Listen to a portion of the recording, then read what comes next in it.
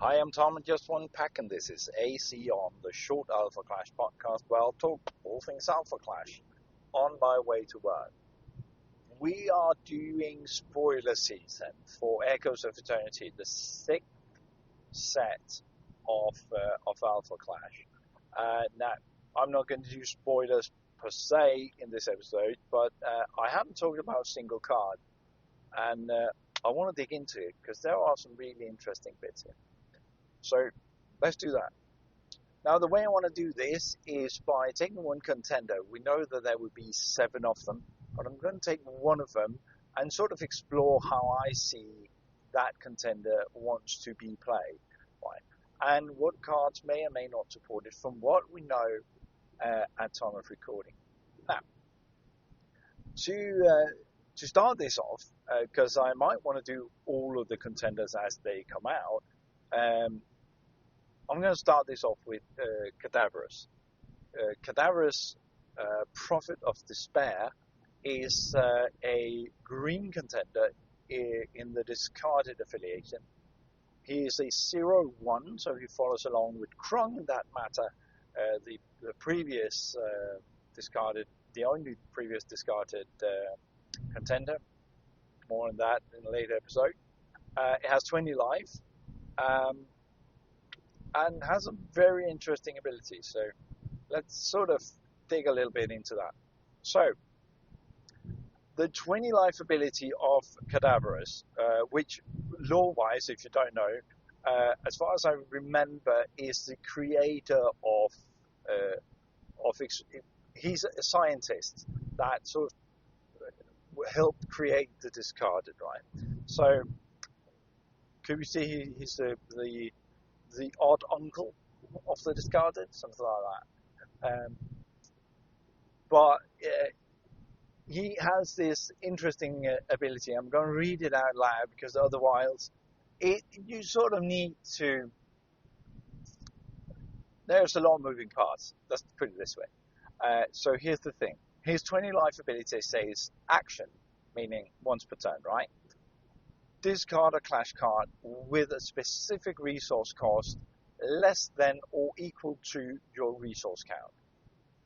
If you do, put target discarded clash card in your Oblivion with an initial resource cost of equal to X into your clash zone engaged, where X is the specific resource cost of the discarded card. Now, he has a 10 ability as well, sort of a life gain.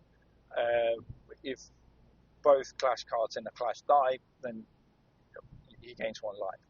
But that's not the really interesting bit. The 20 life ability is the really interesting bit.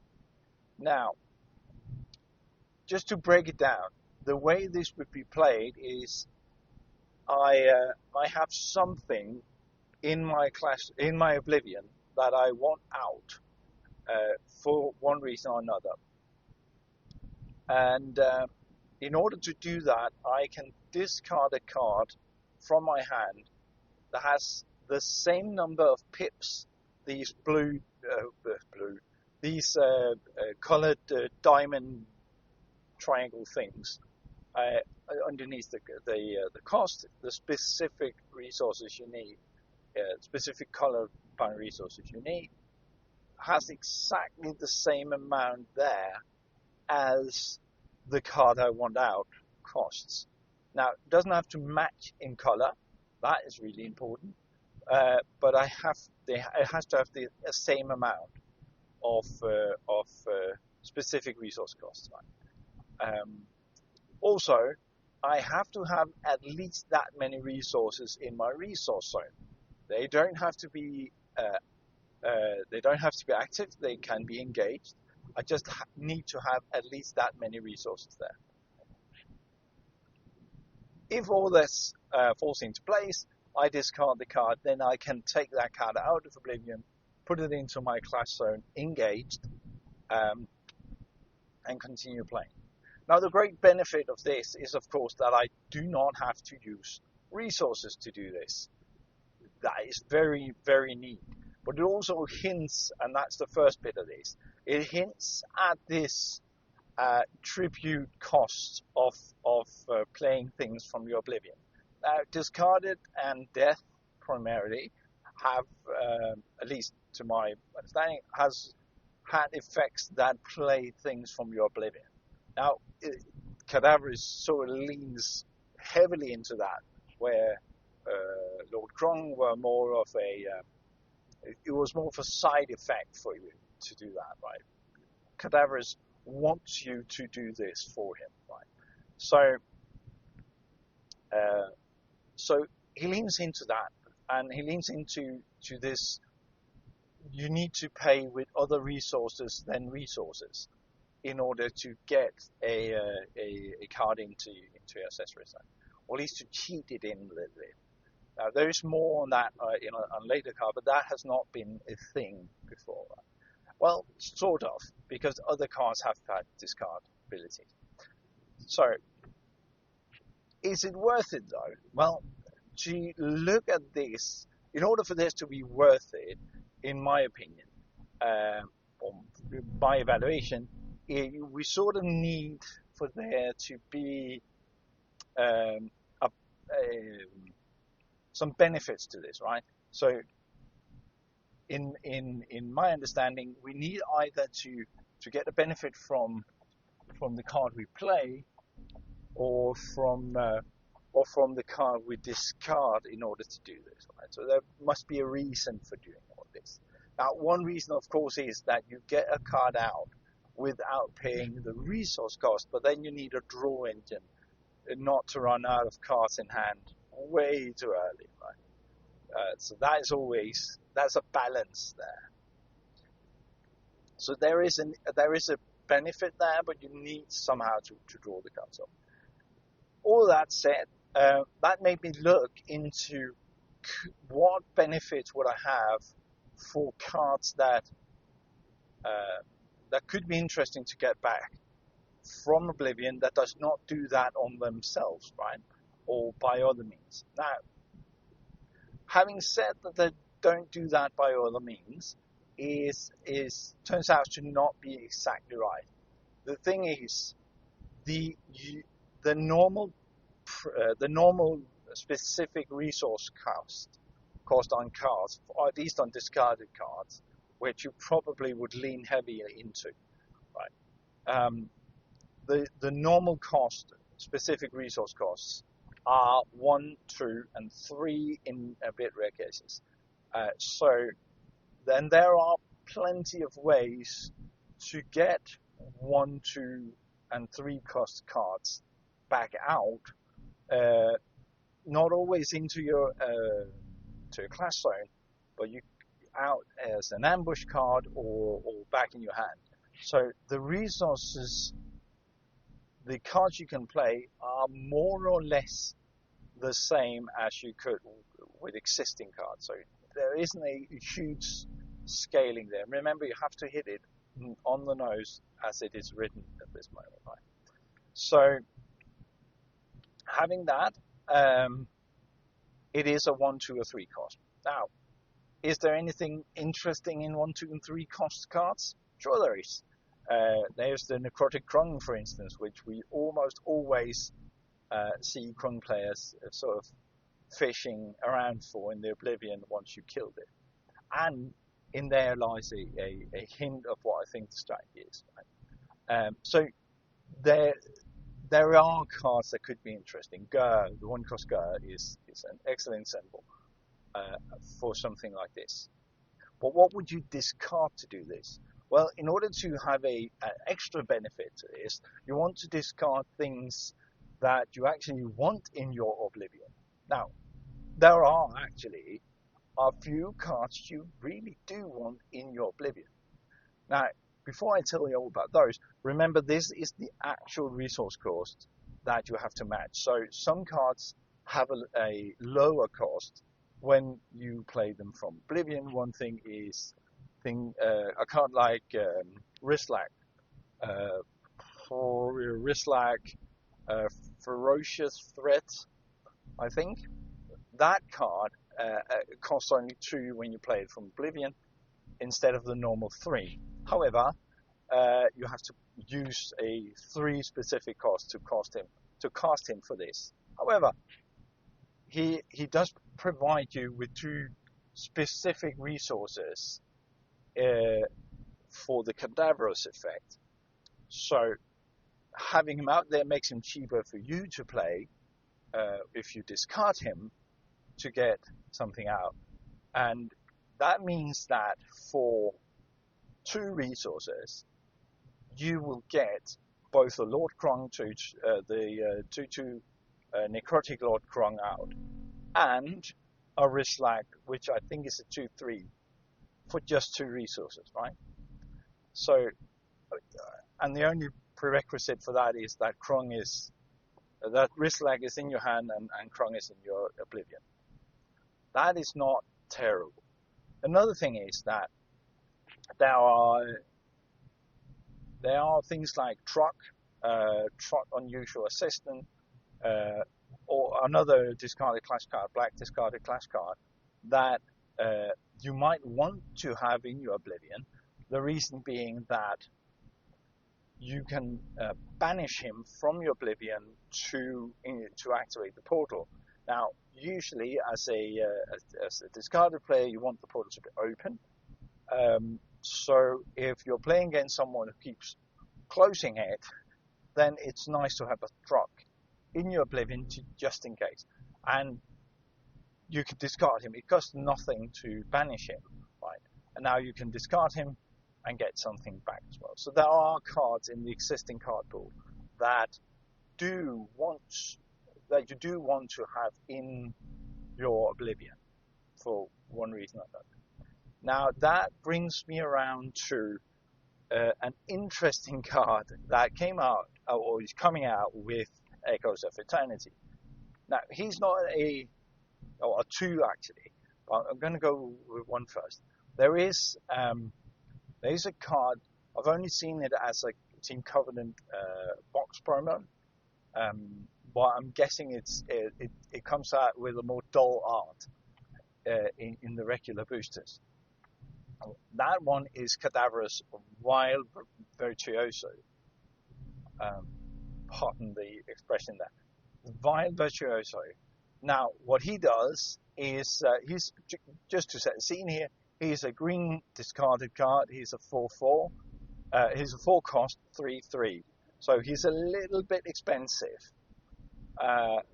More expensive than his stats would so his basic stats would allow him, right? But he has an ability that says action diminish 2 cards, and if you do, your contender gains 1 health. So you can sort of play him out there and get a little bit of health back by discarding from your deck, right? Diminishing. But what is more important about this is that he's a 4 cost, sure, but he's 4 green specific. Now, hitting 4 specific of a color is not easy. Unless you are running monocolor. If you're running 2 or 3 or more colors, it's really hard. It's really hard to hit that 4 cost barrier. 3 is hard even, right? So what you want to do there is that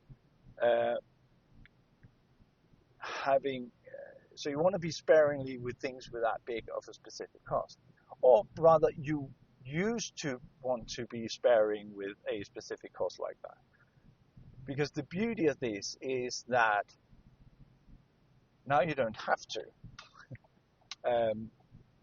The 4 specific cost now is a benefit to you, because you can now discard him and get something out that costs 4, like the Unrivaled Lord Krong, which costs 4, the black-blue Lord Krong, right?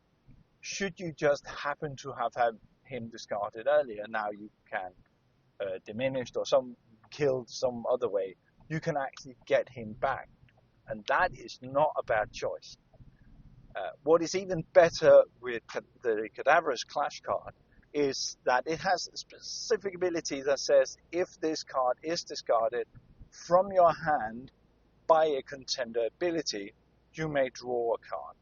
So with that specific card, you discard a card, you get something like the Big Lord Krong out, or the dual color Lord Krong out, and it replaces itself in your hand. So that is, and by the way, without you using a single resource yet, you just have to have 4. That is very good. And it may get a little bit better, because there is a new card coming out as well, which is the 9-cost Thragor, or Thragor, Thragor Dread Titan. Now, what that does, it's a 9-cost, but it swings for, is that the 8/6? I can't remember. It's quite big. 5 something. It costs 9, but you can tribute summon, as I mentioned earlier, that being a sort of a theme starting to emerge, by discarding, by sending 2 clash cards from a Thragor and a Cadavros clash card to your Oblivion, then you can reduce the price to 7, right? Now, this is not an early game thing, but the thing about him is that he can only be played from Oblivion, or at least he cannot be played from your hand. That may be the point. So you need him in your Oblivion. So now you can send him to Oblivion as part of the Cadavros effect, gaining you a 5 resource clash card back out. Don't exactly know which one that would be, but then again, spoiler season is not over. Getting a 5 resource discarded clash card out. Discarded clash card out. That was hard to say for some reason. And then having him end up in your Oblivion for later play. That is you're not replacing your hand, but that is sort of a power mode, right? You get him exactly where you want him, by your own control. So and you get something fairly big out there. And remember, you only need 5 resources to put him there and get something out, and you still have the 5 resources. So yeah, if you have enough resources, in fact, you could get, if you already have, let's say, a Thragor out on the board, in your clash zone, you could use him to maybe get a Cadavros out, or vice versa, whatever comes in a 5-cost flavor. Sack those 2 and get him out after you've attacked with them, right? So, if you have enough resources. Anyway, so there's a theme there about using your Oblivion much more to discard stuff to re-emerge them from there. Also, in the early game, I sort of get the sense that Cadavros wants you to put things in there in order for smaller things that your opponent already has killed just keep on re-emerging, right? Which is annoying for your opponent, but really, really nice if you are the one doing it. Anyway, I think Cadavros is a super interesting build. There's a whole new way of interacting with your Oblivion that was not the way that either Krong or Death have had it done before. Now we are so much better for this strategy. Not that this strategy is better, but the fact that you now have a new way to interact with your Oblivion is really cool. So I'm looking so much forward to getting my hands on Cadavros and exploring that strategy. Anyway, that was it for me. I'll just talk to you again later. Bye.